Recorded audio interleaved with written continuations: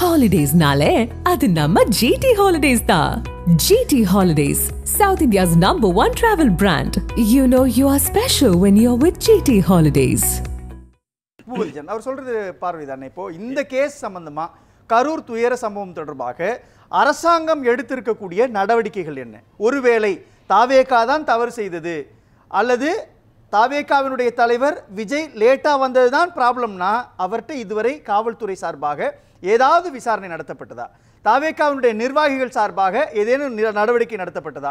அல்லது அவங்க தலைமறைவாகவே இருக்கிறாங்கன்னா அது சம்பந்தமாக ஏதேனும் அறிக்கையை தமிழ்நாடு காவல்துறை வெளியிட்டிருக்குதா? முதல்ல இந்த கொடும் துயரம் ஒரு அரசு கட்சியில் அரசியல் கட்சியில் நடத்தப்பட்ட ஒரு பிரச்சாரத்தில் 41 உயிர்கள் பலி போனது என்கிற கொடுந்துயரம் வரலாற்றில் இல்லாதது. இந்த வழக்கு, இந்த நீதிமன்றம் எத்தனையோ வழக்குகளை சந்திச்சிருக்கிறது. ஆனால் இது விசித்திரமான வழக்குன்னு சினிமா படத்தில் கேட்டிருப்பீங்க. இந்த அரசியல் நாடகத்தில் எத்தனையோ உயிரிழப்புகள் சந்திச்சிருக்கிறோம். ஆனால் இது ஒரு விசித்திரமான உயிரிழப்பாக இருக்குது. 41 உயிரிழப்பு. கோர்ட்டு சொல்லக்கூடிய இது மனித தவறுகளால் நடந்தது 100க்கு 100 உண்மை. It's a man-made disaster, it's not a natural disaster. ஒரு புயல் வந்தோ ஒரு வெள்ளம் வந்தோ அழியக்கூடிய அழிவு அல்ல. அப்போ இந்த நேச்சுரல் டிசாஸ்டர் எப்படி வருது அப்படிங்கிறது உள்ளங்கை நெல்லிக்கனி. நீங்களாம் சொல்லிட்டு இருந்தீங்க காவல்துறை சரியானது, காவல்துறை மேல் தவறு இழைக்கிற மாதிரி ஒரு குற்றங்களை சுமத்துற மாதிரி மக்களும் சரி ஊடகங்களும் சொல்லிட்டு இருக்குது. நான் சொல்றேன் காவல்துறை சரியான பணியை செய்திருக்கிறேங்கிற. எப்படி சொல்றேன்னு கேளுங்க. கொடுக்கப்பட்டது 10,000 பேர், வந்திருக்கிறதோ 25,000 பேர். நான் அதுக்குள்ளலாம் இல்ல என்ன சொல்றேங்க, அதுக்குள்ளலாம் போகல. என் கேள்வி ரொம்ப எளிமையானது. கடந்த ஒரு வாரமாக இதுதான் நம்ம விவாதிச்சிட்டோம். கொடுக்கப்பட்ட இடம் கம்மியான ஸ்பாட்டா இருக்குது, எதிர்கட்சிகளுக்கு ஒரு இடம் கொடுக்குறாங்க, ஆளுங்கட்சிக்கு ஒரு இடம் கொடுக்குறாங்க, அதெல்லாம் நான் போகல. ஒரு வாரத்தில் தமிழ்நாடு காவல்துறையை கட்டுப்பாட்டில் வைத்திருக்கக்கூடிய முதலமைச்சர் ஸ்டாலின் இந்த விவகாரத்தில் என்ன நடவடிக்கை எடுத்திருக்கிறார் அதை மட்டும் சொல்லுங்க. ஒரே சொல்லுங்க. கூட்ட நெரிசல் அதிகமாக இருக்கிற காரணத்தில் இவர்கிட்ட விஜய் கிட்ட தகவல் தலைமை கிட்ட தகவல் போகுது.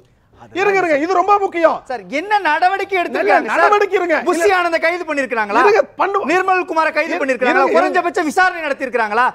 தாவேகாவினுடைய தலைவர் விஜய்வினுடைய லேட் தான் காரணம். நான் ஒன்னு சொல்றேன், தலைவர் விஜய் விசாரணை நடத்தப்பட்டதா?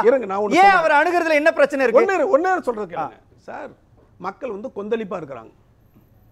மக்கள் ஒவ்வொரு இடத்துலயும் இந்த மாதிரி மரணம் நடந்துருச்சேன்னு சொல்லிட்டு அவன் டென்ஷன்ல இருக்கிறான், கொந்தளிப்பா இருக்கிறான். வெற்றி கழகத்தில் நடந்துட்டு இருக்குது இந்த பிரச்சனை. இதுல என்ன சொல்ல வர்றாங்கன்னா, ஒரு தரப்பு டிஎம்கே மேல அப்பட்டமாக குற்றம் சாட்டுகிறாங்க. ஒரு தரப்பு என்ன சொல்லுது, தமிழக வெற்றி கழகம் என்ன சொல்லுது, கழுத்தை நெரிச்சு கொண்டு போட்டாங்க. ஆசிட் நீங்க சொல்றீங்க, ஆசிட்டை கொண்டாந்து ஊத்திட்டாங்க, ரெண்டாவது முதிச்சு கொண்டுட்டாங்க, எங்கேயோ நடந்து செத்து போனதை கொண்டாந்து இங்க கொண்டு போட்டாங்கன்னா அப்பட்டமான பொய் சொல்றாங்க. யாரு?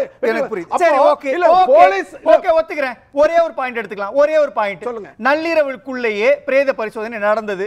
இது ஒரு விமர்சனமாக திமுகவுக்கு தமிழ்நாடு அரசாங்கத்து மேல வைக்கிறாங்க. எல்லாருடைய பிரேத பரிசோதனை அறிக்கையும் வெளியிட வேண்டியதானே? வெளியிடுவாங்க சார், வெளியிடலாமே சார் ஒரு வாரத்துல. சரி ஓகே, இத கூட விடுங்க. என்ன நடவடிக்கை சார் எடுக்கப்பட்டிருக்கு? நடவடிக்கை ஸ்பாட்ல ஒரு அமைச்சர் போய் அழுகுறாரு. அமைச்சர் அழுகிறதுக்கான இடமா சார் அது? நான் ஒண்ணு சொல்றேன் சார். முதல் நடவடிக்கை ஒன் மேன் கமிஷன் போட்டிருக்காங்களா இல்லையா? ஒன் மேன் கமிஷனை தாண்டி இந்த அரசாங்கம் என்ன செஞ்சுச்சு? ரெண்டாவது ஒன் மேன் கமிஷன் எதற்காக அமைக்கப்பட்டது? ஒன் மேன் கமிஷன் எதற்காக அமைக்கப்பட்டது? சார் நான் ஒன்னு சொல்றேன் சார். ஒன் மேன் கமிஷனால் என்ன ஆதாயம் இந்த ஒரு வாரத்துல நடந்திருக்கு? இல்லங்க, ஒரு சம்பவம் நடந்திருக்குது, ஒரு கொடுந்துயரம் நடந்திருக்குது, அறிக்கை வெளிவரட்டுமே. அதுக்குள்ள திரும்ப இல்ல சார், நான் ஒரே நிமிஷம் இருங்க. ஒன் மேன் கமிஷனுக்கும் காவல்துறையோட விசாரணைக்கும் வேற வித்தியாசம் இருக்குது. ஒன் மேன் கமிஷன் எதுக்கு அமைக்கப்பட்டிருக்குது? இல்ல ஒன் மேன் கமிஷனுடைய பல தூத்துக்குடியில் துப்பாக்கி சூடு சம்பவம் நடந்தது. ஒன் மேன் கமிஷனுடைய அறிக்கையினுடைய அடிப்படை நடவடிக்கை எடுக்கப்பட்டதா?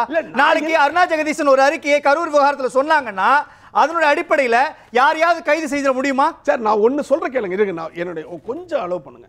நான் என்ன சொன்னேன், எல்லாரும் என்ன சொன்னாங்க, என்ன நடவடிக்கை நடவடிக்கை என்ன? புசியானது தூக்கு, ஆதவர்ஜனோ தூக்கு, ரெண்டாவது நம்ம தலைவர் யார் விஜய் தலைவரையும் தூக்கி முடிஞ்சோன்னா நடவடிக்கை முடிஞ்சுன்னா அப்பா இந்த அரசு சூப்பரா பண்ணிடுச்சுன்னு கைதட்டுறது அல்ல சார். இருங்க, அவசரப்படாதீங்க. ஒரு வாரம் தான் இல்ல சார், ஒரு வாரம் தான் ஆயிருக்குது. கொஞ்சம் அவசரப்படாதீங்க. விசாரணை நடந்துட்டு இருக்குது, வழக்கு நீதிமன்றத்தில் இருக்குது. ஒன்மேன் கமிஷனுடைய அறிக்கை வரட்டும், வெப்பம். எப்ப வைப்போம்? இன்னும் கொஞ்ச நேரத்தில் கையை வைப்போம். எப்ப வைப்போம்னா குறைஞ்சபட்சம் இருங்க. போன வாரத்தில் 3 பிரஸ் மீட்டை மாநில அரசாங்கம் காமிச்சிருக்கு மக்கள் முன்பாக. என்னென்ன டவுட்லாம் இருக்குதோ அதை எல்லாத்தையும் விளக்குறாங்க. காவல்துறை முறையாக இதுவரை நாங்க இன்வெஸ்டிகேட் இதெல்லாம் பண்ணியிருக்கிறோம்னு சொல்றதுல என்ன தயக்கம் வருது சார்? அதுதான் நான் கேட்கிறேன். இல்ல சொல்லுவாங்க சார், ஏன் அவசரப்படுறீங்க? ஒரு வாரம் தான் ஆயிருக்குது, 41 மரணம் நடந்திருக்குது, அதுக்குள்ள எல்லா விஷயத்தையும் நம்மளுக்கு தெரிஞ்சு நம்ம என்ன பண்ண போறோம்? அமைதியா இருங்க சார். வதந்திகள் பரப்பப்படுதுன்றாங்க. பாருங்க சார், சார் இந்த விஜய் கூட்டி இருக்கிற கும்பல் வந்து அது வந்து அரசியல் ரீதியாக கூட்டப்பட்ட கும்பலே கிடையாது.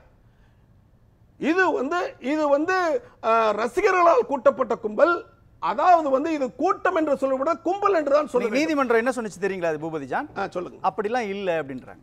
திட்டமிட்டு கூட்டப்படவில்லை அப்படின்றதா நீதிமன்றத்தினுடைய இப்போ ஸ்டேட்மெண்ட்.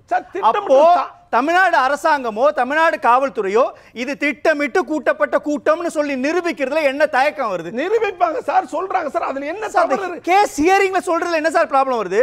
மக்கள் மன்றத்திலயும் வந்து சொல்ல மாட்டீங்க, கேஸ் ஹியரிங்லயும் சொல்ல மாட்டீங்க அப்படின்னா என்ன நடந்துட்டு இருக்குன்ற டவுட் மக்களுக்கு வருமா வராதா? மக்கள் தெளிவா இருக்காங்க. மக்களுக்கு இப்போ பூபதி ஜான் சொன்னது இப்போ திட்டமிட்டு கூட்டப்பட்ட கூட்டம் சொல்றீங்கல்ல, என்ன ஆதாரத்தை நீதிமன்றத்தில் சமர்ப்பிச்சாரு சார்? திட்டமிட்ட காவல்துறை சார் சார் இருங்க, திட்டமிட்டு கூட்டப்பட்ட கூட்டம்னா 10,000 பேர் வந்திருக்காங்க, அங்கிருந்து ஒரு 6,000 பேர் 7,000 பேர் இதில் இருந்து வந்திருக்காங்க, அவர் வண்டியை நோக்கியே வந்திருக்காங்க ஒரு 6,000 பேர். அப்புறம் அங்கங்க இருக்கிற பக்கத்துல இருக்கிற மாவட்டத்துக்கு எல்லாத்திலையும் சொல்லிட்டு கூட்டு வந்திருக்காங்க. இது வந்து இந்த தகவல் வந்து ஒவ்வொருத்தருடைய போன் மூலம் அந்த நான் புரிஞ்சுக்கிறேன். திட்டமிட்டு கூட்டப்பட்ட கூட்டம் தானே. எந்த அடிப்படையில் இந்த முடிவுக்கு வராரு பூபதியா? என்ன முடிவு? இது திட்டமிட்டு கூட்டப்பட்ட கூட்டம் தான் அப்படின்றதுக்கு எந்த முடிவினுடைய முகாந்திரத்தினுடைய ஒரு கூட்டம் நடக்குதுனாவே சார் நீங்க சொன்னீங்கல்ல சார், என்ன சொன்னீங்க? திட்டமிட்டு தான் கூட்டினாரு. விஜய் கூட்டி இருக்கலாம், அல்லது நிர்மல்குமார் கூட்டி இருக்கலாம், புஷி ஆனந்த் கூட்டி இருக்கலாம், அல்லது யார் வேணா கூட்டி இருக்கலாம். எவிடன்ஸ் வேணும்ல. நாங்க கரூர்ல வரப்போறோம் ஒரு 50,000 பேர் வாங்க அப்படின்னு சொன்னாதானே சார் திட்டமிட்டு கூட்டுறது. ஒன்னு சொல்றேன் சார், சார் கூட்டம் கூட்டுறது திட்டமிட்டு கூட்டுறாங்க. ஒரு கூட்டத்தை கூட்டும் போது என்ன சொல்லுவாங்க? போன்ல சொல்லுவாங்க, சார் நீங்க ஒரு 10,000 பேர் கூட்டி வந்துருங்க, ஒரு 5,000 பேர் கூட்டி வந்துருங்க, 4,000 பேர் கூட்டி வந்துருங்க, அது சொல்லலாம், ரைட். இந்த திட்டமிட்ட கூட்டப்பட்ட கூட்டத்திற்கு என்ன ஆதாரம் என்று கேட்கக்கூடாது.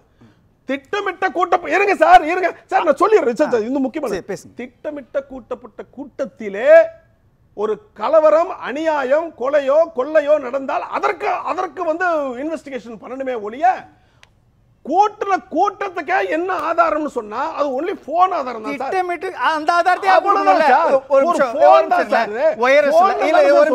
ஒரு போன்ல அப்படியே டேப் பண்ணிருக்கீங்களா? யாருடைய போனை டேப் பண்ணிருக்கீங்க? பண்ணுவாங்க சார், அதெல்லாம் வந்து ஒரு process சார். நம்ம டேப் பண்ணுவாங்க, என்ன நடந்துச்சுன்னு தெரியாது, ஆனா திட்டமிட்டு கூடி இருக்காங்க.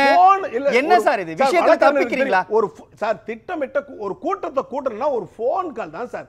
ஒரு போன் கால் போன கூட்டம் வந்துருது, அதுல ஒரு பெரிய ஒரு கம்பசூத்திரமே கிடையாது சார். ஆனா கூட்டப்பட்ட கூட்டத்திலே நடந்த வன்முறைகள், கூட்டத்திலே நடந்திருக்கக்கூடிய கொலைகளோ இதோ இருந்தாலும் அதுக்கு ஆதாரம் தேடணும், அதுக்கு இன்வெஸ்டிகேட் பண்ணணும். அது இந்த குறுகிய காலத்துல பண்ண முடியாது. ஒரு கூட்டம் கூட்டுறதற்கான ஆதாரம் என்பது ஒரே ஒரு போன் கால் தான். அதுக்கு பண்ணணும்னா எல்லாரும் போன் கால்ல எடுத்து அதனுடைய டேட்டாஸ் எல்லாம் எடுத்து, புசியானது யாருக்கு போன் பண்ணாரு, 5,000 பேர், இவருக்கு யார் பண்ணும் சார்? அதெல்லாம் கிடையாது சார். ஒரு புசியானது இருக்கிறாரு, கூட இருக்கிற மாவட்டத்தில் வட்டம் இருக்கும், மாவட்டம் இருக்கும், ரெண்டோ ஒன்றியம் இருக்கும், ஒரு 300 ரூபாய் கூட்டி வந்துரு, நான் 400 ரூபாய் கூட்டி வந்துரு, சாப்பாடு போட்டு காசு கொடுக்கணும், முடிஞ்சு போச்சு, அவ்வளவுதான். இது ஒரு பெரிய மாதிரி ஒரு டீப் கான்செப்ட். அதுக்கு ஆதாரம் வேணும் இல்லையா சார்? அதான் சார் நான் கேக்குறேன். இது ஒரு இன்வெஸ்டிகேஷனுடைய ஸ்டெப் பத்தியும் பேச மாட்டாங்க. கூட்டம் திட்டமிட்டு கூட்டுதான்னா அதுக்கான ஆதாரத்தையும் சொல்ல மாட்டாங்கன்னா வெறும் அசம்ப்ஷன் அடிப்படையில் பேசுறது எதுக்கு சார் ஒரு கவர்மெண்ட்? சார் இப்போ ஒரு அசம்ப்ஷன் கவர்மெண்ட் ஆயிது.